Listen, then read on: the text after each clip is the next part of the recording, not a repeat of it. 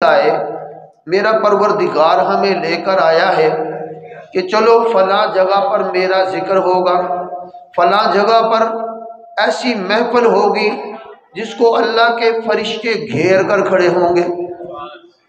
آسمان سے فرشتے آتے ہیں اور زمین پر پھیل جاتے ہیں، جہاں بھی اللہ کا ذکر ہو رہا ہو، اللہ کا قرآن پڑھا جا رہا ہو، نورانی محفل، دینی محفل ہو، اس محفل کو فرشتے چاروں طرف سے گھیر لیتے ہیں اور دوسروں کو بلاتے ہیں، آ جاؤ، ہماری منزل، ہمارا مقصود یہاں ہے جو اس بستی میں، اس گھر میں ہو رہا ہے۔ تو یہ اللہ کی بہت بڑی عطا ہے کہ اللہ نے مجھے اور آپ کو اس محفل میں شرکت کا موقع عطا فرمایا۔ آج کی یہ محفل تکمیل قرآن کریم کی نسبت سے ہے۔ اللہ رب العزت نے قرآن کریم کو بھیجا تو ایک اعلان فرمایا ہے، اِنَّا نَحْنُ نَزَّلْنَا الذِّكْرَ وَإِنَّا لَهُ لَحَافِظُونَ۔ فرمایا کہ ہم نے اس قرآن کو بھیجا ہے، نازل کیا ہے، ہم اس کی حفاظت کریں گے۔ حفاظت کا ذمہ کس نے لیا؟ کس نے لیا؟ اللہ رب العزت نے۔ اس کی ضرورت کیوں پیش آئی کہ اللہ رب العزت نے پہلے بھی بہت ساری کتابیں بھیجی، بہت سارے صحیفے آئے، اور وقت کا نبی جب تک موجود رہا وہ کتاب بھی محفوظ رہی، وہ صحیفے بھی رہے۔ جب اللہ کے نبی اس دنیا سے پردہ فرما گئے، بعد والوں نے اس کتاب کو بھی تبدیل کر دیا۔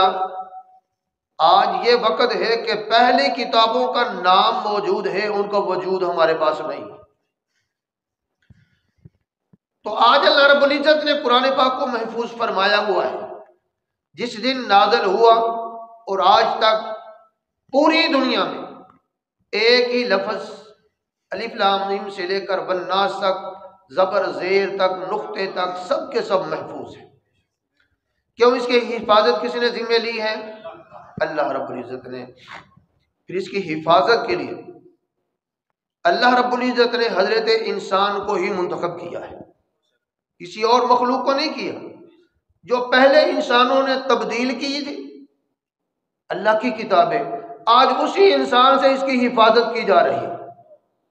اللہ رب العزت نے فرمایا اِنَّا نَحْنُ نَزَّلْنَا الذِّكْرَ وَإِنَّا لَهُ لَحَافِظُونَ، کہ ہم نے بھیجا ہے، ہم اس کی حفاظت کریں گے۔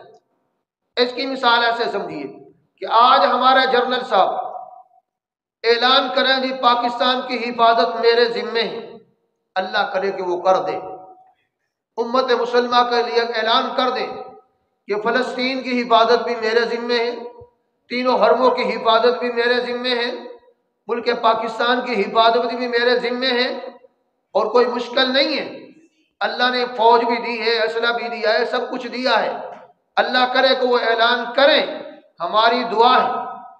تو میں عرض کر رہا تھا ملک پاکستان کی حفاظت کا ذمہ لیں، کیا جنرل صاحب ہر ملک کے ہر شہر میں کھڑے ہوں گے؟ ایسا نہیں ہوگا۔ وہ اپنے اعتماد کے بندے، اپنے تسلی کے بندے، اپنے جن کو اوپر اعتماد کر رہا ہوگا، وہ اپنے متحد ان بندوں کو لے گا۔ کسی کو کراچی دے دے گا، یہ کراچی تیرے ذمے ہے۔ کسی کو پشاور دے گا، یہ تیرے ذمے ہے۔ کسی کو گجرانوالہ دے گا، یہ تیرے ذمے ہے۔ گویا کہ ملک کی حفاظت کرنی ہے، اس نے اپنے اعتماد کے بندوں کے ذمے لگا دیا۔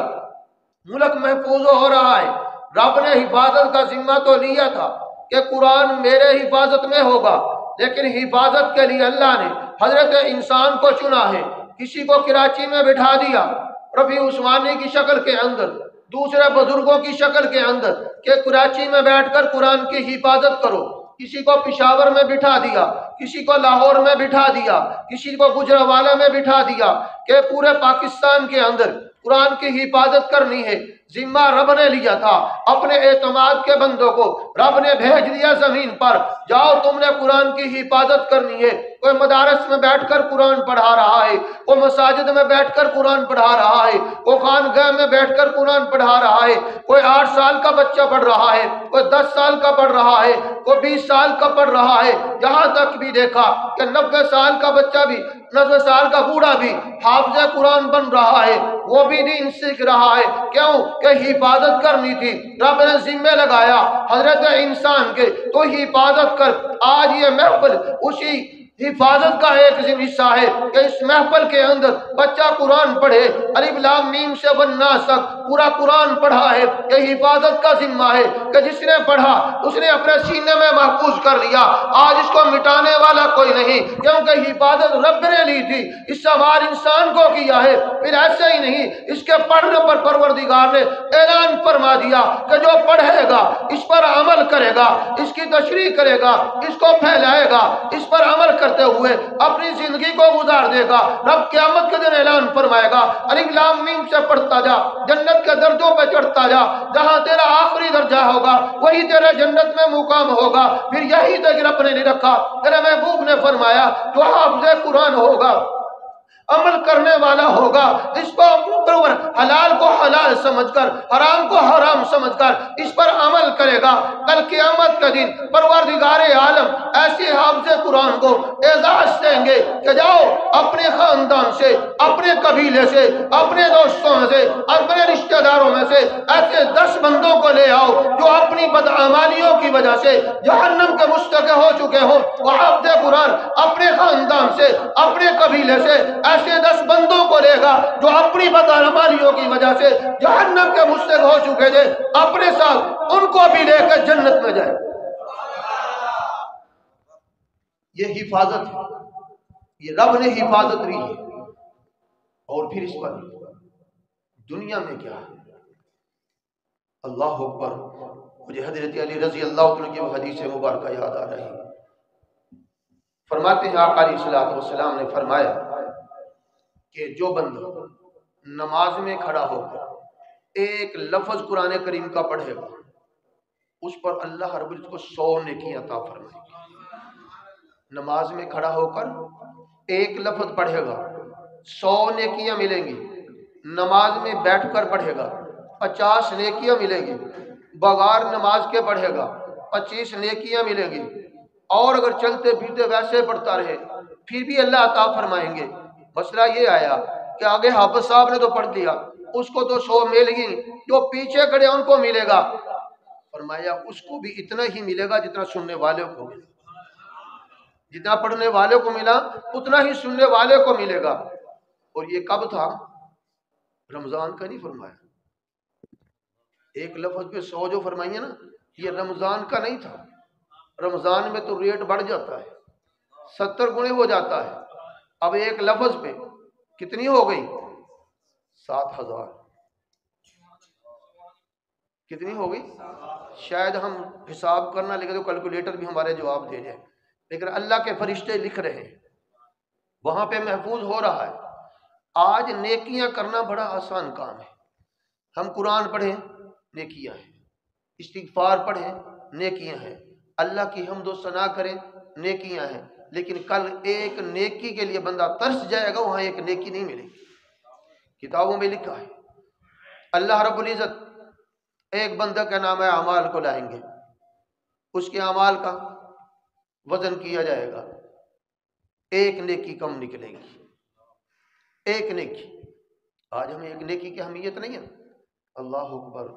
اللہ فرمائیں گے بھائی تیری نیکیاں برابر ہو جاتی تو پھر بھی شاید بات بن جاتی، ابھی تو ایک نیکی کم ہے۔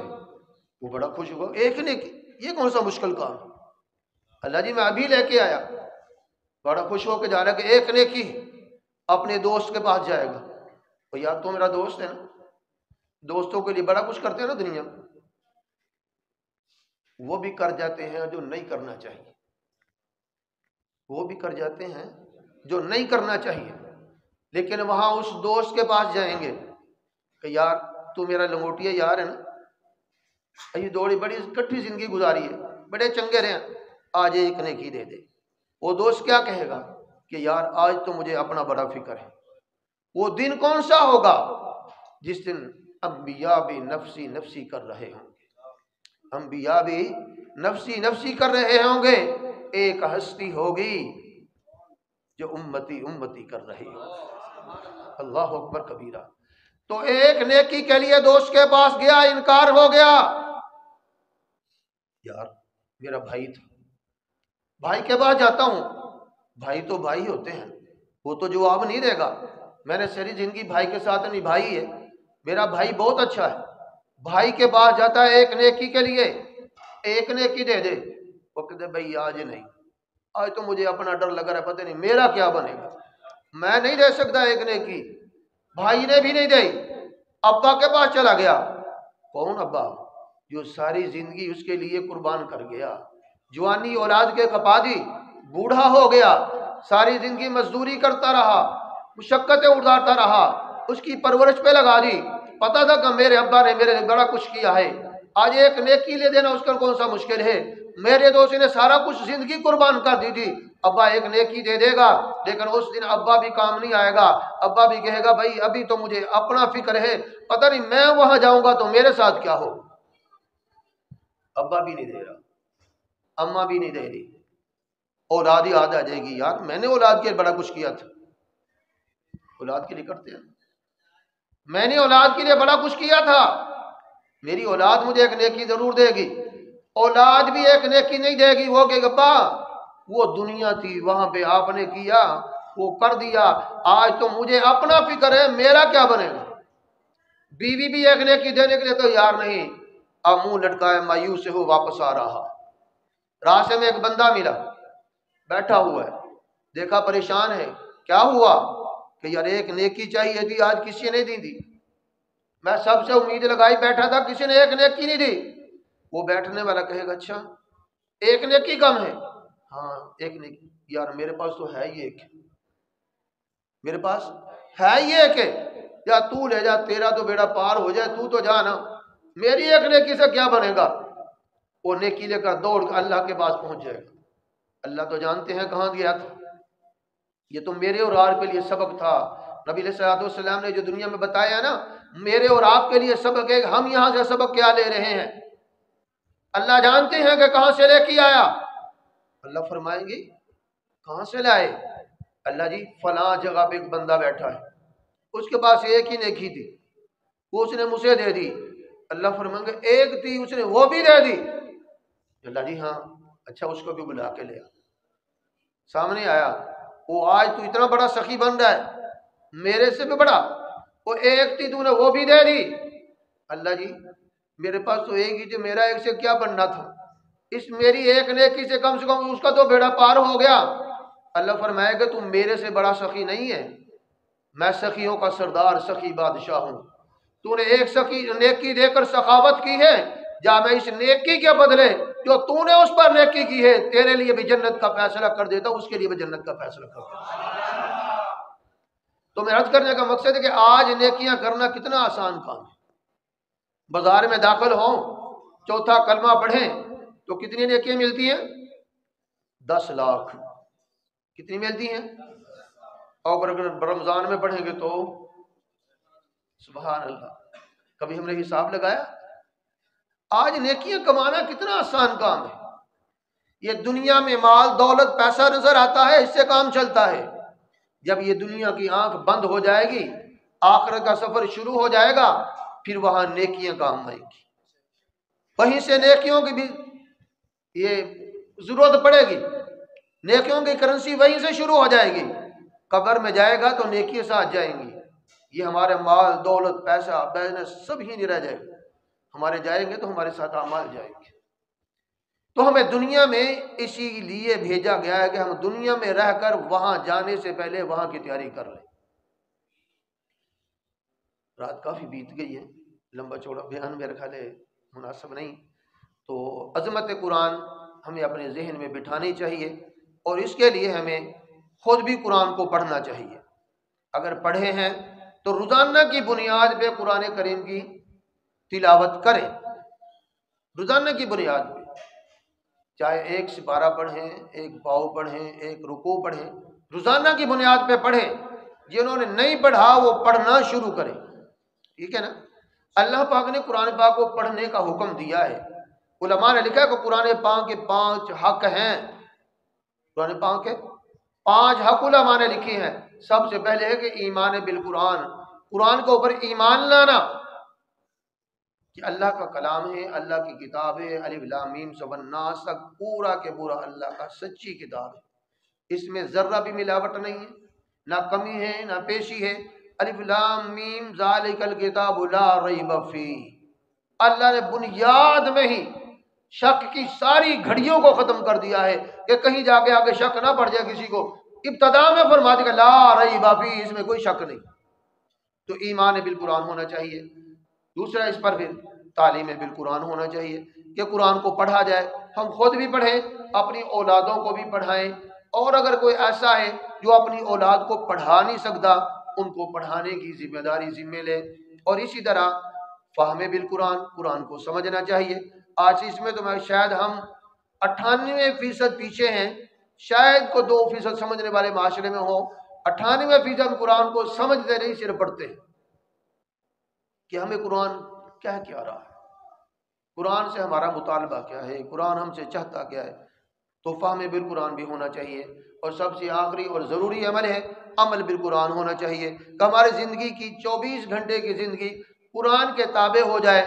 جہاں اللہ نے حکم دیا ہے نظر کو جھکا دو، وہاں جھکا دینی چاہیے۔ جہاں قرآن نے حکم دیا نظر جما دو، وہاں دیکھ لینا چاہیے۔ جہاں اللہ نے دیا اس کو استعمال کر لو، اس کو کھا پی لینا چاہیے۔ جہاں اللہ نے منع کر دیا اس کے قریب نہ جاؤ، اس کو چھوڑ دینا چاہیے۔ گویا کہ عمل بالقرآن ہی زندگی کا مقصد ہے۔ اور اس کے ساتھ ساتھ تعلیم بالقرآن کہ اس کو پڑھانے کا، اس کو سمجھانے کا، اس کی اشاعت کا جہاں تک ہو کے اپنا حصہ ڈالنا چاہیے۔ تو کریں گے انشاءاللہ۔ اللہ ہم سب کو عمل کی توفیق عطا فرمائے۔ آج کے اس پڑھنے کو بیٹھنے کو اللہ اپنے ہاں شرف قبولیت عطا فرمائے، اور اس سب کے برکات ہمیں دنیا میں بھی عطا فرمائے، آخرت میں بھی نصیب فرمائے۔ وآخر دعوانا الحمدللہ۔